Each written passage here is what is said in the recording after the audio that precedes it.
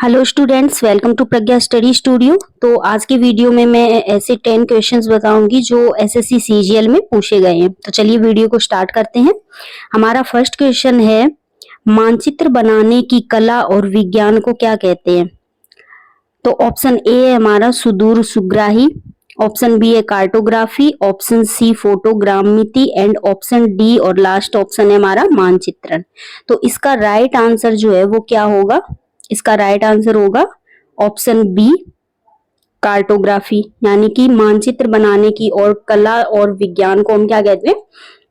Cartography कहते हैं। चलिए इसके बारे में थोड़ा देख लेते हैं। मानचित्र तथा विभिन्न संबंधित उपकरणों की रचना, इनके सिद्धांतों और विधियों का ज्ञान और अध्ययन मानचित्रकला यानी कि कार्टोग्राफी कहलाता है। मानचित्र के अलावा तथ्य प्रदर्शन के लिए विविध प्रकार के अन्य उपकरण जैसे उच्चावच, मॉडल, मानरेख, कार्टोग्राम्स भी जिसे बोलते हैं आदि बनाए जाते हैं। तो ये थोड़ी जानकारी थी कार्टोग्राफी के बारे में। चलिए नेक्स्ट क्वेश्चन अब देखते हैं क्या है। अगला क्वेश्चन है हमारा, तट पर अधिक बल से पहुंचने वाली भूकंपी सागर तरंगों को क्या कहा जाता है? ऑप्शन ए है ज्वारभाटा, option B tsunami and option C धारा और लास्ट ऑप्शन है चक्रवात। तो इसका जो राइट आंसर है वो क्या होगा? तट पर अधिक बल से पहुंचने वाली भूकंपी सागरीय तरंगों को हम सुनामी कहते हैं। तो इसका राइट ऑप्शन होगा ऑप्शन बी, सुनामी हो जाएगा।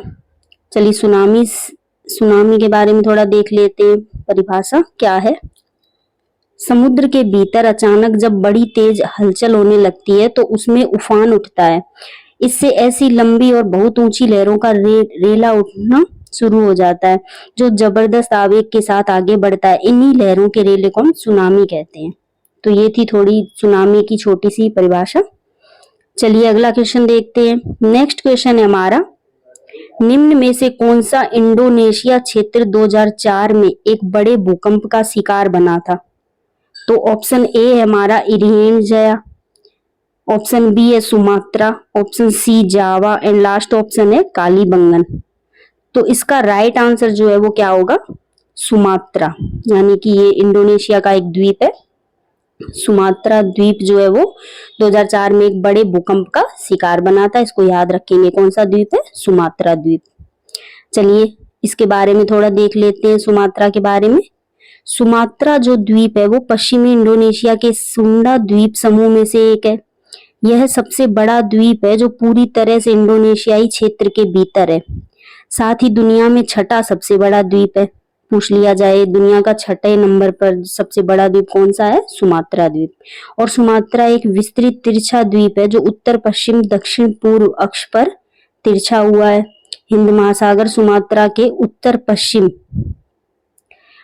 पश्चिम और दक्षिण पश्चिम तटों की सीमा सिमुलिनियास, मोंटावाई, एंगोना और द्वीप श्रृंखला के साथ है। पश्चिमी तट से दूर उत्तर पूर्व में संकरा, मलक्का, जलमरुमड्डे यानी कि जल जो संधि होती है, द्वीप को मलय प्राय द्वीप से अलग करता है जो यूरेशियन महाद्वीप का विस्तार है। दक्षिण पूर्व में संकीर्ण सुंडा जलन मरुमध्य जिसमें क्राकाताओ द्वीप समूह शामिल है। सुमात्रा को जावा से अलग करता है। सुमात्रा का उत्तरी सिरा अंडमान द्वीप समूह के पास है, जबकि दक्षिणी पूर्वी तट पर बांगका और बेलीतंग, कारीमाता, जलमरुमध्य और जावा सागर के द्वीप स्थित हैं।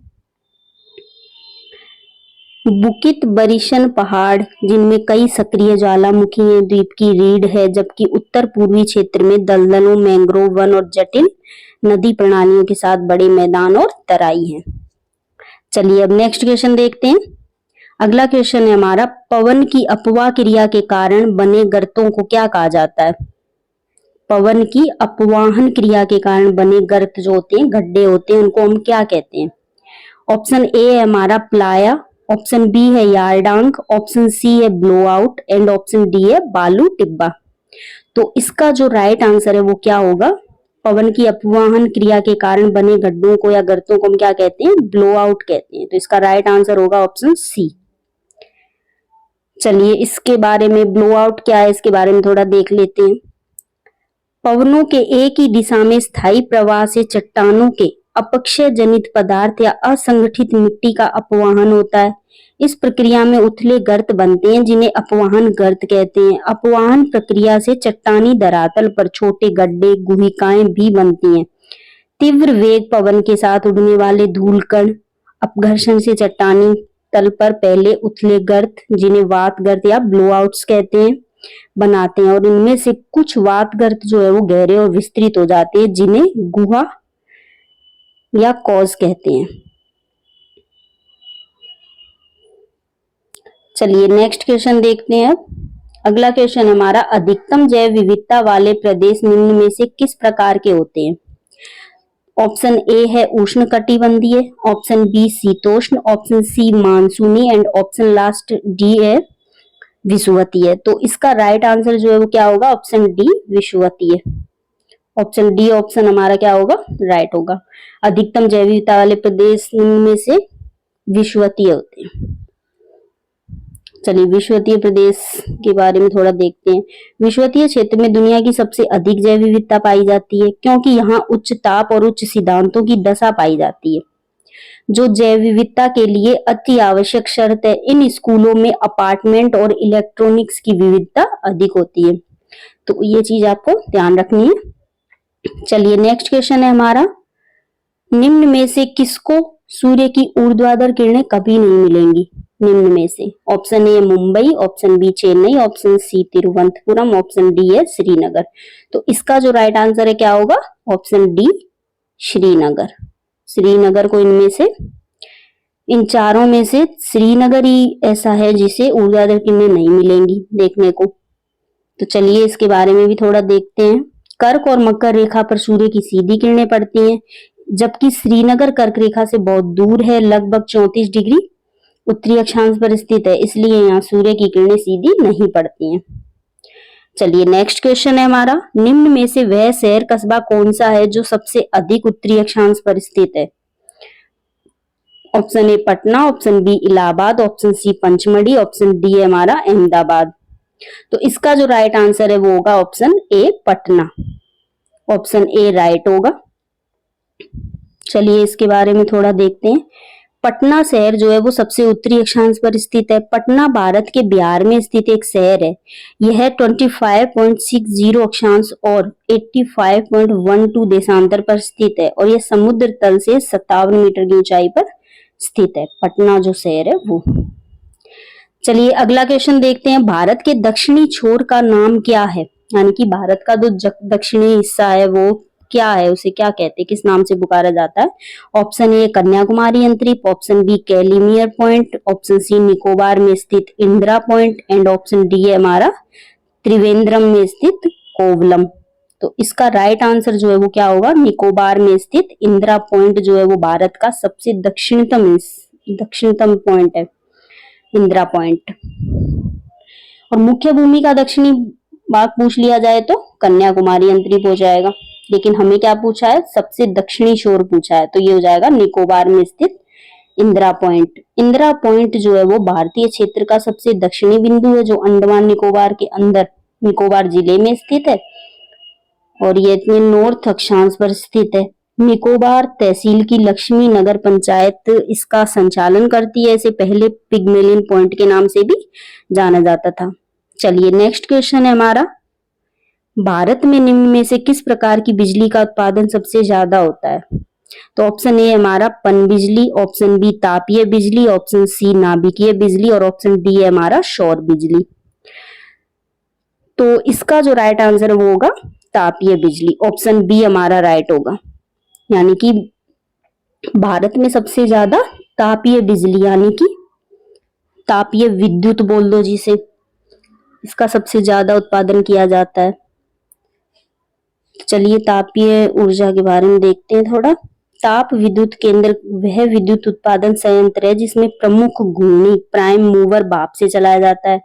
यह भाप कोयला गैस आदि को जलाकर और पानी को गर्म करके प्राप्त होती है, यानी कि जो वह बिजली या ऊर्जा या ताप जिसे बोल सकते हैं हम, जो गर्मी से प्राप्त हो उसे ही हम तापीय बिजली बोलेंगे। इस संयंत्र में शक्ति का जो परिवर्तन है वो कन्वर्जन यानी कि रैंकाइन साइकिल के आधार पर काम करता है। चलिए लास्ट क्वेश्चन है हमारा, विश्व का सबसे बड़ा जो मरुस्थल है वो कौन सा है? Option A Sahara, option B Gobi, option C Thar, option D है टकलामाकन मरुस्थल। तो इसका जो राइट आंसर है वो क्या होगा? ऑप्शन ए सहारा मरुस्थल। क्या होगा? ऑप्शन ए सहारा मरुस्थल, जो कि अफ्रीका में स्थित है। चलिए सहारा मरुस्थल के बारे में पढ़ लेते हैं थोड़ा। सहारा मरुस्थल दुनिया का सबसे बड़ा गर्म रेगिस्तान है। यह अंटार्कटिका और आर्कटिक के बाद विश्व का तीसरा सबसे बड़ा रेगिस्तान है। सहारा पृथ्वी पर सबसे कठोर वातावरण में से एक है, जो 3.6 मिलियन वर्ग मील को कवर करता है। यह लगभग संयुक्त राज्य अमेरिका जितना बड़ा है। रेगिस्तान का जो नाम है वो अरबी शब्द अहरा से आया है, तथा जिसका अर्थ क्या होता है? अहरा से आया है, जिसका अर्थ होता है गर्म भूमि। नेक्स्ट है सहारा मरुस्थल कहाँ है, मतलब कहाँ स्थित है? उत्तरी अफ्रीका में स्थित सहारा रेगिस्तान महाद्वीप के एक बड़े हिस्से को कवर करता है। रेगिस्तान का जो क्षेत्रफल है वो 92 लाख वर्ग किलोमीटर है। यह अटलांटिक महासागर से लाल सागर तक फैला हुआ है, जिसकी लंबाई जो है वो 5600 किलोमीटर और चौड़ाई 1300 किलोमीटर है। सहारा मरुस्थल क्षेत्रफल के आधार पर भारत के दूने से भी अधिक है, तो काफी बड़ा है सहारा मरुस्थल। सहारा की सीमा जो है वो पश्चिम में अटलांटिक महासागर, पूर्व में लाल सागर, उत्तर में भूमध्य सागर, दक्षिण में साहिल सवाना से लगती विशाल रेगिस्तान 11 देशों में फैला है, जिसमें अल्जीरिया, चाड, मिस्र, लीबिया, माली, मोरिटानिया, मोरक्को, नाइजर, पश्चिमी सहारा, सूडान और ट्यूनीशिया देश आते हैं। इन सब में फैला हुआ है, काफी बड़ा सहारा मरुस्थल। चलिए आज के लिए इतना ही, और मैंने जितने भी क्वेश्चंस आपको बताए हैं सभी के जो आंसर है मैंने सबको डिटेल में बताया। आई होप वीडियो पसंद आई होगी। अगर वीडियो अच्छी लगी हो, पसंद आई हो, तो वीडियो को लाइक जरूर करें और मेरे चैनल को भी सब्सक्राइब करें। Thank you.